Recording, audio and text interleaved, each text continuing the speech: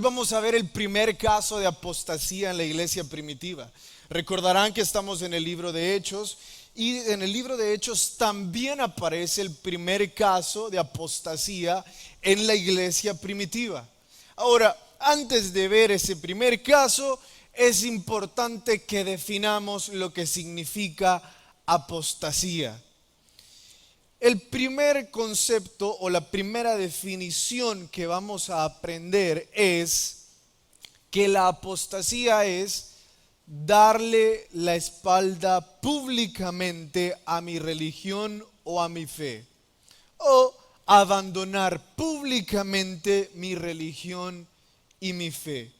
Si nosotros queremos conjugar esta palabra, entonces nosotros diríamos un apóstata es alguien que abandona públicamente su religión o su fe.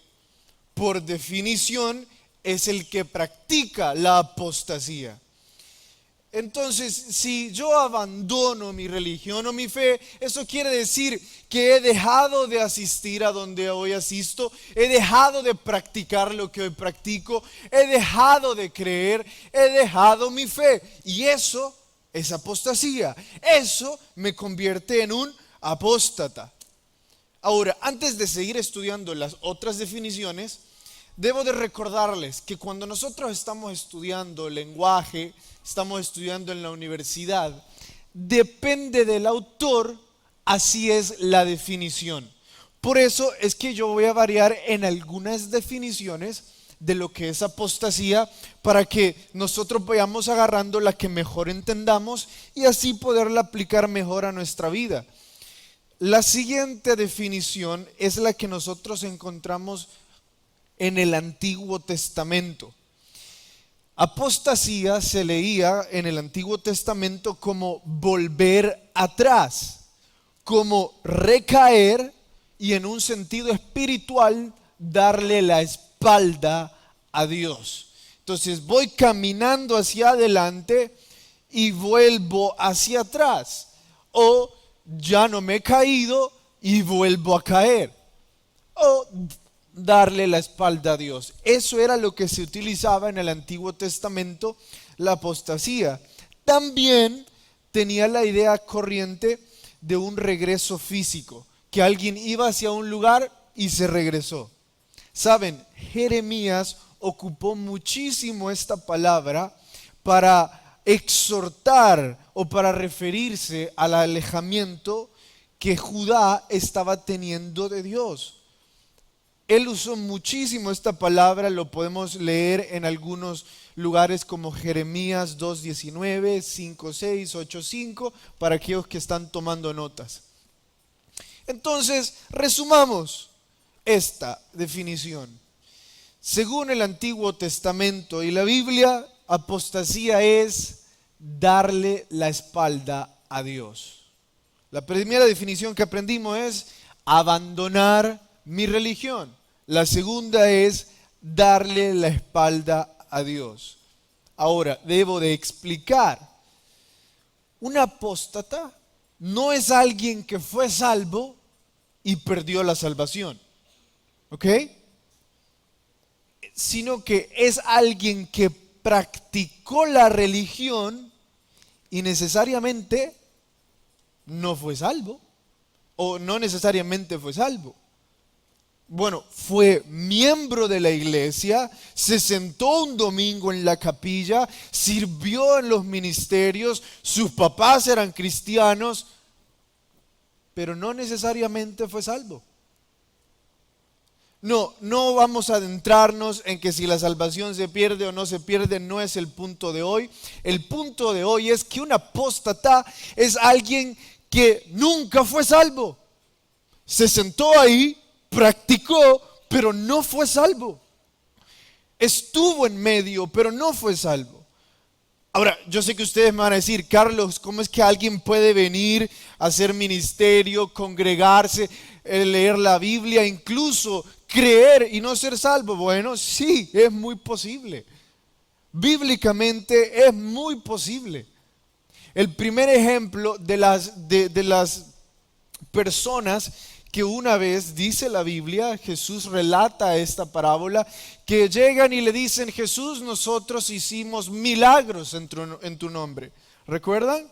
Nosotros exorcizamos en tu nombre. Nosotros servimos en capilla. Nosotros servimos en Campo Blanco. Nosotros servimos en acomodación. Nosotros nos congregamos ahí, en la capilla, todos los domingos. Y Jesús les dice: no te conozco. Apártate de mí. Y no le dejan entrar. Es posible. El otro ejemplo de que sí es posible es que hay unas criaturas que saben mucho mejor la Biblia que ustedes y que yo. Le temen más a Dios que ustedes y que yo. Incluso son más obedientes que ustedes y que yo. ¿Saben quiénes son? Los demonios. Cuando Jesús decía algo, los demonios corrían.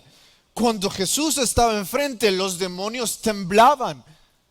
Ustedes y yo, al orar estamos displicentes, en las alabanzas estamos displicentes. ¿Qué tipo de temor tenemos por Dios? Poca obediencia. Pero los demonios, ellos sí que conocen, temen y obedecen. Pero les digo algo, no son salvos. ¿Por qué? Porque le dieron la espalda a Dios.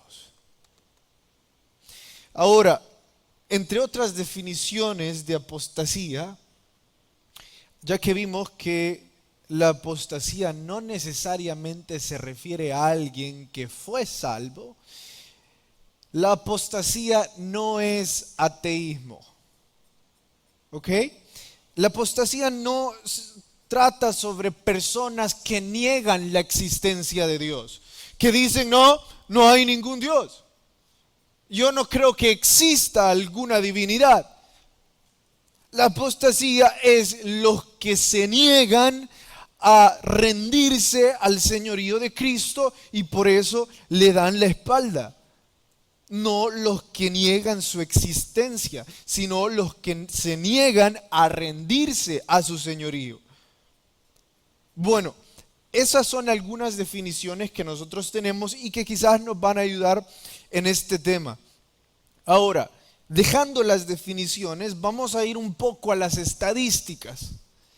Las estadísticas nuestras de hoy, del 2020 en adelante, estamos hablando de números fríos, estamos hablando de encuestas realizadas. Los estudios dicen que el 70% de los cristianos de segunda generación, o sea, hijos de padres cristianos, el 70% de ellos va a convertirse en apóstatas. O sea, el 70% de hijos de padres cristianos van a abandonar su fe. Si en este recinto hay 10 hijos de padres cristianos, según las estadísticas, dice que 7 de esos 10 van a abandonar su fe, van a abandonar su religión. No sé cuál será el número en esta iglesia. Estos son números globales. No, nadie ha venido aquí a hacer un estudio a esta iglesia para decir, sí, 7 de cada 10. Es un estudio global, pero yo les puedo decir que a través de los años, este estudio se vuelve cada vez más y más real en nuestra iglesia. La Biblia también tiene estadística. Y la Biblia nos muestra un crecimiento proporcional. ¿Proporcional a qué? La Biblia dice que entre más se acerque la venida de Cristo, más crece el número de apóstatas en nuestros tiempos. Y creo que para nosotros es bastante notorio de que muchas profecías se están cumpliendo, de que muchas de las cosas que la Biblia anunció que iban a suceder antes de la venida de Cristo ya han sucedido. Eso significa, estamos muy prontos a que Jesús regrese. Y como estamos muy pronto, ¿saben qué dice la Biblia al respecto? Que más va a crecer el número de apóstatas en la iglesia. Que más van a abandonar su fe, más le van a dar la espalda a Dios. Y en este estudio vamos a ver a ese primer apóstata, porque es nuestra oración de que nosotros podamos ver lo que Él hizo y decir: yo no voy a seguir sus pasos. Yo no le voy a dar la espalda a Dios. En todo caso, si habría que decidir, prefiero darle la espalda al mundo antes que darle la espalda a Dios. Por eso y más titulamos a nuestro estudio de hoy: apostasía o arrepentimiento. Vayan conmigo a Hechos capítulo 1, apostasía o arrepentimiento. Hechos capítulo 1, y vayan conmigo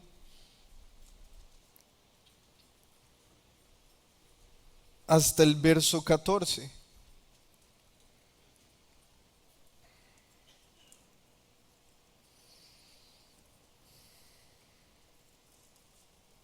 Amén. Todos estos perseveraban unánimes en oración y ruego. Paren ahí. Noten cómo estaban perseverando. Unánimes. Primero es juntos. Sí, estaban en oración y ruego, estaban velando, pero juntos, en comunidad, en iglesia, eclesia, en congregación. Sigamos. Verso 15. Y en aquellos días Pedro se levantó en medio de los hermanos, y los reunidos eran como 120 en número, y dijo: varones hermanos, era necesario que se cumpliese la escritura en que el Espíritu Santo habló antes por boca de David acerca de Judas, que fue guía de los que prendieron a Jesús. Noten el siguiente verso, 17. Y era contado con nosotros y tenía parte en este ministerio. Este pues, con el salario de su iniquidad, adquirió un campo y, cayendo de cabeza, se reventó por la mitad y todas sus entrañas se derramaron. Oremos. Señor, te suplicamos que esta mañana tú puedas hablarnos, que nuestros ojos y nuestros oídos sean abiertos a tu Espíritu Santo por medio de tu palabra. Te suplicamos, Señor, de que, a pesar de que tu palabra dice que el número de apóstatas aumentará, te suplicamos, Señor, que nosotros no estemos en ese número. Te suplicamos, Señor, que tu palabra traiga convicción y pueda sellar nuestros corazones. En tu nombre oramos. Amén y amén. Sí, el primer caso de apostasía en la iglesia primitiva es Judas. ¿Por qué? Porque fue el primero en darle la espalda a Jesús. Fue el primero en abandonar su fe. Él prefirió regresar donde los sacerdotes y luego irse a ahorcar en vez de regresar a Jesús. El ejemplo que nosotros vamos a tomar esta mañana es de ver la vida de él y tratar de no hacer todo lo que él hizo. Por supuesto, hay tantas cosas que nosotros podríamos aprender en la Biblia sobre lo que es la apostasía y cómo podemos evitarla, pero como estamos en Hechos y estamos en la historia de Judas, entonces vamos a tomar la historia de Judas y vamos a ver lo que él hizo. Y vamos a aprender exactamente de eso. El primer punto de nuestro estudio de hoy es el siguiente. La apostasía comienza con alejarnos de la comunidad cristiana. La apostasía comienza con alejarnos de la comunidad cristiana, o de otra forma dicha, la apostasía comienza con dejar de congregarnos o dejar de servir. Son tantas las veces que nosotros vemos a Judas alejándose de Jesús. La primera vez que lo hizo, porque vamos a ver algunas de ellas, no es necesario que vayan hasta ahí. Aquellos de ustedes que están tomando notas, quizás quieran anotar. Juan capítulo 12, verso 4, narra el momento en el que una mujer en la casa de Lázaro va y toma un vaso de alabastro. Esto era una vasija llena de perfume. En aquel entonces las personas compraban estas vasijas y las guardaban en sus casas como una forma de ahorro o inversión. En estos días nosotros conocemos que una forma de invertir el dinero podría ser comprando oro, comprando casas, etc. Y así, mientras la inflación sube, nuestro dinero se mantiene. En aquel entonces trataban de invertir comprando perfumes, vasos de alabastro. Este estaba valorado en 300 denarios, que era el equivalente a un año de un jornalero. O sea, lo que un jornalero ganaba en un año era lo que valía ese perfume. Algo así como el salario mínimo en El Salvador en un año. Entonces ese vaso de alabastro quizás vendría valiendo que unos $5,000, $4,000 en un año, salario mínimo. Bueno, más o menos eso. Les estoy diciendo todo esto para que tengamos idea de lo que va a pasar. Entonces esa mujer toma ese perfume, wow, un perfume de $4,000. No lo había pensado. ¿Se imaginan? Yo apenas, bueno, entonces un perfume de $4,000, la mujer lo toma, lo saca de su armario y ella sabe de que Jesús va a la muerte. Su corazón está en adorar a Jesús y en ungirlo, y lo empieza a derramar sobre él y empieza a llorar sobre él, porque Jesús va a la muerte. Y cuando Judas ve eso, empieza a hacer cuentas. $4,000, todo lo que podríamos hacer con ese dinero.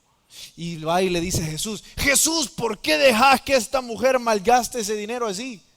Le podríamos dar de comer a todos los pobres de este lugar si esa mujer no hubiera derrochado así el dinero. Regañala a Jesús. Y Jesús le dice a Judas: Judas, ustedes van a tener a los pobres siempre. Va a poder ahorrar otros $4,000. Pero esta mujer sabe que esta es mi última semana aquí y me está adorando. Así que sentate y con la boca callada aprende. Y Jesús todavía añade y dice: es más, lo que esta mujer ha hecho por mí se va a recordar por la eternidad. Wow. Judas quedó con la boca cerradita. Pero ¿saben qué hizo? Juan capítulo 13, Marcos capítulo 14, verso 10 dice que hizo. Después de que Jesús le sentó y le dejó con la boca calladita, dice Marcos 14, que Judas se fue a buscar a los sacerdotes y que empezó a negociar por cuánto dinero iba a entregar a Jesús. La primera ocasión en la que Judas se distancia de su comunidad cristiana es para ir y negociar por cuánto dinero va a entregar a Jesús. Está lleno de rabia, está enojado y piensa: es increíble todo ese dinero derrochado, voy a ir a conseguir más. Así que se va donde los sacerdotes y empieza a negociar por cuánto va a entregar a Jesús. La segunda ocasión en la que él se aleja de la comunidad, Juan capítulo 13, 30. Todos están en la mesa, es la Pascua, es la última cena. Y Jesús dice, bueno, uno de ustedes me va a entregar. Y todos empiezan a preguntarse, ¿seré yo? ¿Seré yo? Y en eso Judas se levanta. Y Jesús le dice, Judas, lo que tengas que hacer, hacelo pronto. Escúchenme. Irse antes de finalizar la celebración de la Pascua en cualquier lugar que ustedes estuvieran era considerada una ofensa, no solo para Dios, también para la familia. Era una falta de respeto muy grande levantarse en medio de la celebración de la Pascua. Había una cantidad de simbolismos significativos y tenían que cumplirse a totalidad. Por eso, levantarse antes que se hubieran cumplido todos esos símbolos era una ofensa.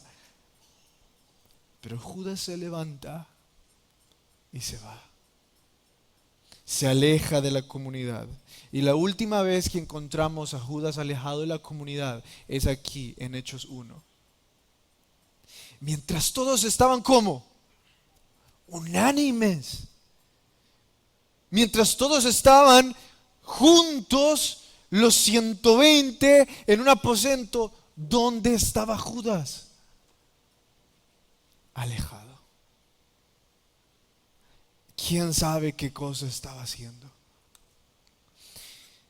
Bueno, entonces, si lo primero que hizo Judas, si la primera estrategia que ocupó Satanás en Judas para convertirle en un apóstata fue alejarlo de la comunidad, tengan por seguro que eso va a ser lo que va a utilizar en nosotros también.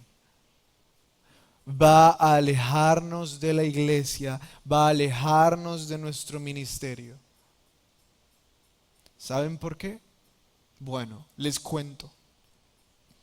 Cada milisegundo que ustedes y yo estamos en la iglesia o en el ministerio, estamos siendo expuestos al poder de la obra redentora de Jesús.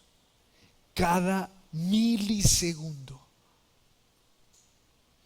No importa si ustedes vinieron una o dos veces a la iglesia esta semana, cada milisegundo que ustedes han puesto un pie ahí, o un pie en su ministerio, sus corazones han sido expuestos a la palabra de Dios, al Espíritu Santo, a la obra redentora de Cristo, trayendo salvación y transformación a sus vidas. Cada milisegundo.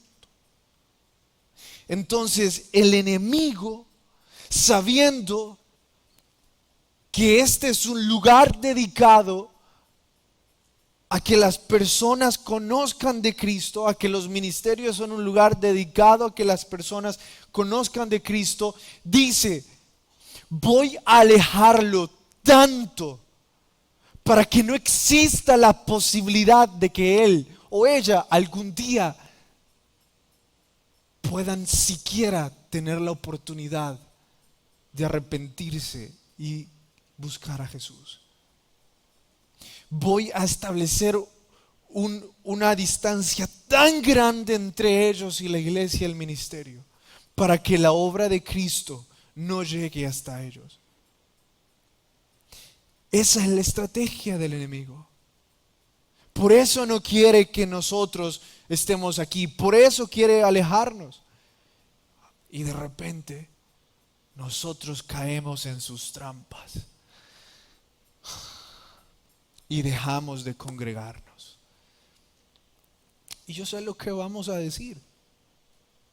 Es que en esa iglesia ya no me sentía cómodo.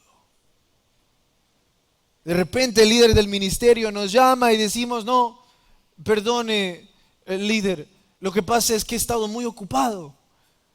El trabajo, la familia, usted sabe, la familia, hay que dedicarle tiempo. Las cosas ya no están como antes, así que tengo que cambiar mis tiempos.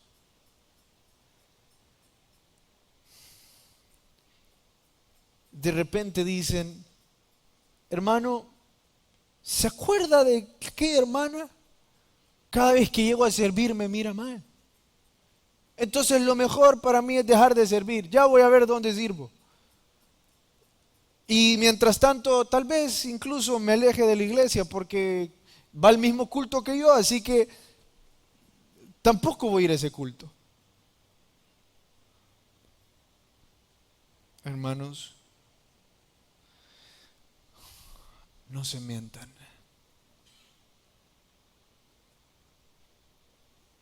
La verdadera razón por que alguien deja de congregarse o deja de servir es porque quiere vivir abiertamente en pecado. Sean sinceros con ustedes mismos. Y no digan, es culpa del pastor, es culpa del líder, es culpa de los hermanos, gente hipócrita, esa iglesia está llena. No, sean sinceros y digan, quiero pecar y no quiero que nadie me diga nada. Cada vez que voy, escucho al pastor y me hace sentir culpable. Volteo a ver al líder y yo creo que él le contó mi vida y por eso el pastor está diciendo eso. Quiero que me dejen tranquilo. Voy a servir y me dicen, o quiero ser líder y me dicen que me tengo que casar. No, quiero vivir en unión libre con quien a mí me dé la gana. Entonces, pero ¿saben qué es más fácil? Decir que el líder me cae mal. Seamos sinceros.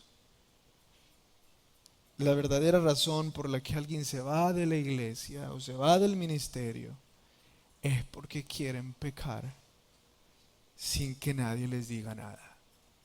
Simple.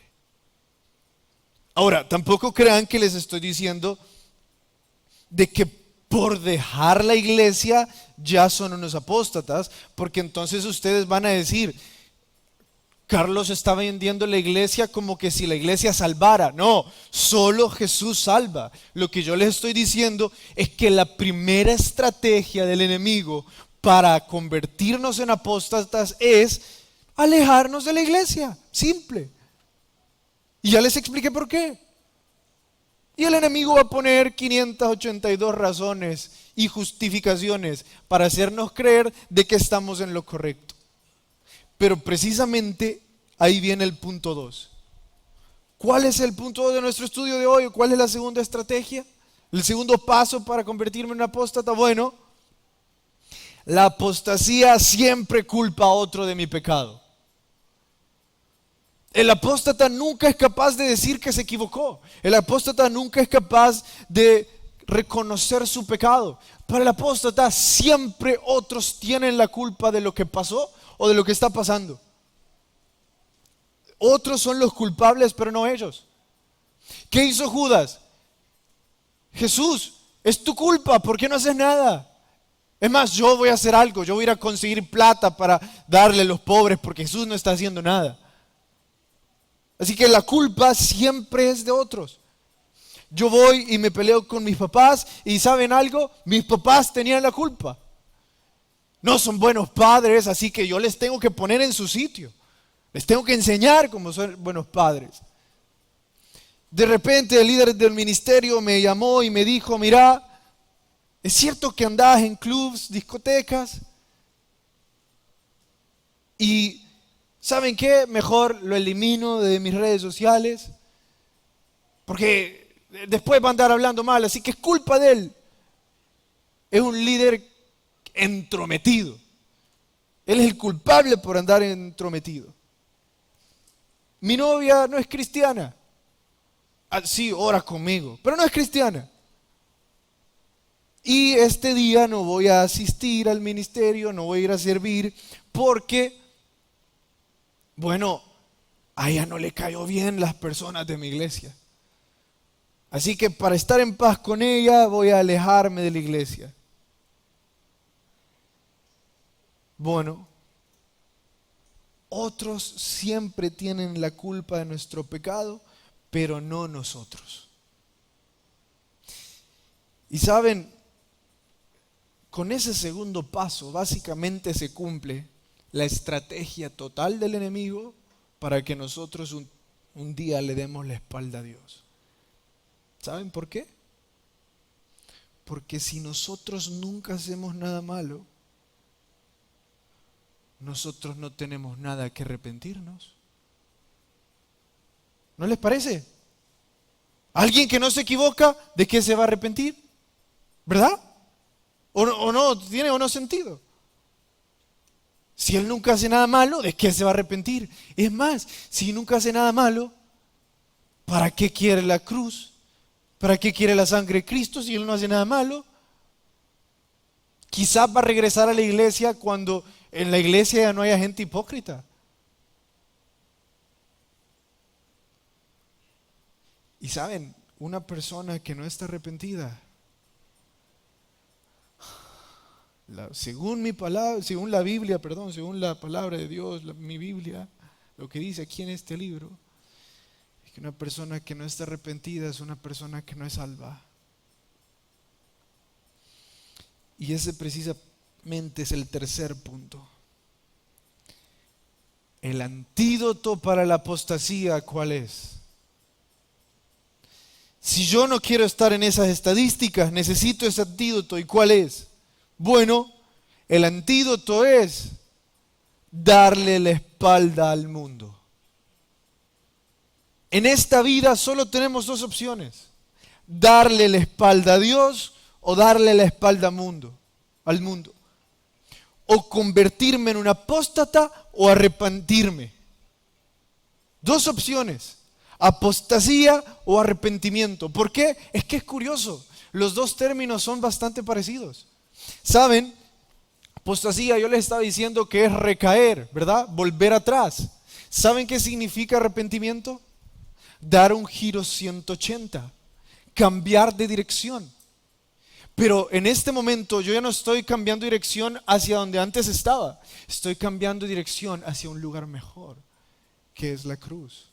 El arrepentimiento, por definición, es irme alejando de la cruz, darme la vuelta y acercarme a la cruz una vez más.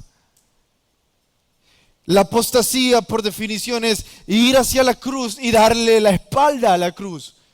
Tenemos dos opciones en la vida: el antídoto de la apostasía o caer en apostasía. No hay un medio. Es una o la otra. O le dan la espalda al mundo, le dan la espalda a los placeres de este mundo, a las cosas de este mundo, o le van a dar la espalda a Dios.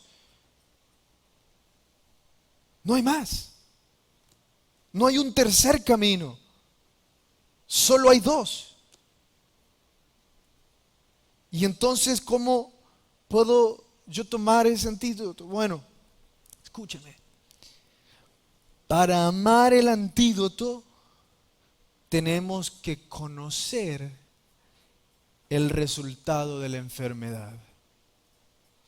Para amar el antídoto, tenemos que conocer el estado de la enfermedad, el resultado de la enfermedad. ¿Y a qué me refiero? Bueno, ¿cuántos de ustedes son fanáticos del sabor de las pastillas? Levanten la mano. Bueno. ¿Cuántos de ustedes les encanta gastar su dinero en pastillas? Bueno, gracias a Dios no hay ningún adicto.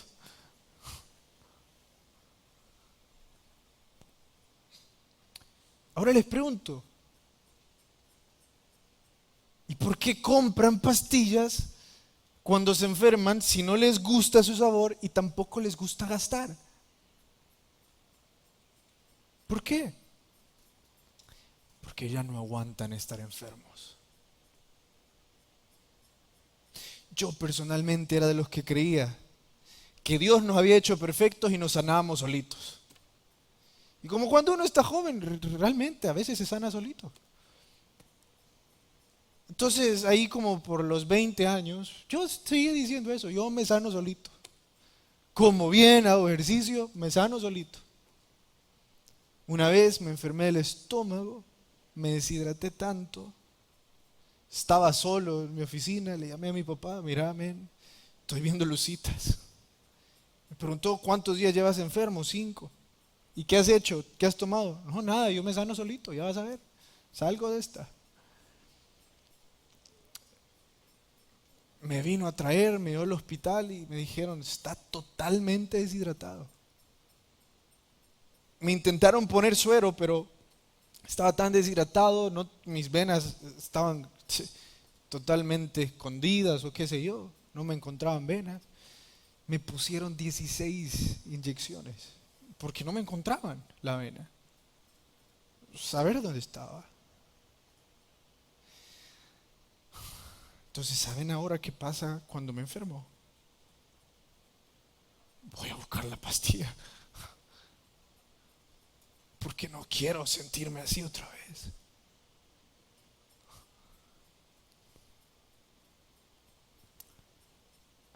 Algunos ya probamos lo que es estar lejos de Dios.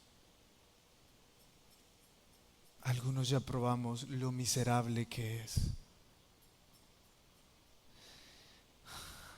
No ha sido una vez la que le hemos dado la espalda a Dios, han sido muchas. No ha sido una vez la que nos hemos alejado, han sido muchas. Judas, cuando lo hizo, cayó de un precipicio, fue partido en dos y por eso sus entrañas salieron. Destrucción. ¿Saben cuál es el resultado de la enfermedad apostasía? Destrucción total. Pero hay un antídoto. Arrepentirnos. Darle la espalda al mundo y correr hacia la cruz. Eso es precisamente lo que marcó la diferencia entre Pedro y Judas. Judas entregó a Jesús, Pedro le negó. Si los ponemos en una balanza, los dos estarían quizás en un nivel parecido. Pero la diferencia es que Judas le dio la espalda a la cruz. Y Pedro al final le dio la espalda al mundo. Judas terminó con sus entrañas de fuera partido en dos. Pedro terminó conociendo la gracia y el poder del Espíritu Santo en su vida. Hermanos, no sé si aquí hay alguien que necesita reconciliar hoy. Alguien que durante mucho tiempo le ha estado dando la espalda a la cruz. No sé si aquí hay algunos que en un mes o un año ya no van a estar más.